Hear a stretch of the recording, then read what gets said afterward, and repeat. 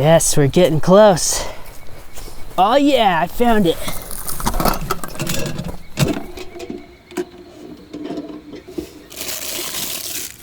Whoa, check it out. I guess random ammo boxes in the woods stock more TW200 parts in my local Yamaha dealer. Well guys, it turns out I broke my chain guard here. Not really sure how that happened.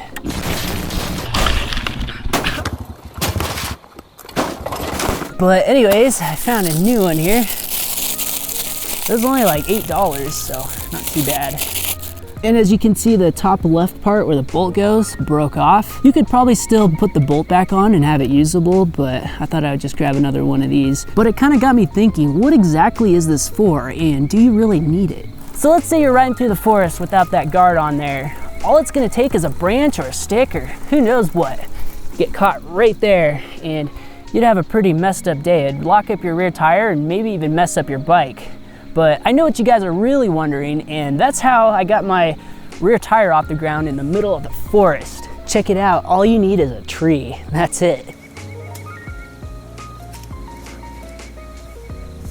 Yeah, you really don't need a center stand when you got a lot of trees around. All right, replacing that guard is super simple. All you need is a 10mm. I always keep one in my tool roll here. And you just remove both of these bolts. This one's actually different because I like destroyed the other one on a rock. Like half of the head was like gone. And then make sure you transfer over these little spacers because the new one doesn't actually come with them. These just prevent the bolts from cracking the plastic when you tighten them down.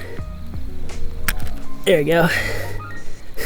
Just use the bolt to push it out. And then of course I would definitely recommend applying a little bit of blue Loctite to both of the bolts. Then of course thread both of the bolts back in. And then tighten them down. Then I'll make them nice and snug, but don't strip them out, because it probably wouldn't be too hard to do. And then last but not least, make sure this is not bent in, because sometimes it does get a little tweaked, especially the way I ride. You just don't want it rubbing against the chain. Well guys, that's about it. I know it was a super simple, quick video, but I just wanted to make it as a reminder so you guys know to check to make sure yours is still on there, like if you bought the bike used and it's like broken off or something, because it is pretty important. But anyways guys, thanks for watching and I will catch you later. Peace.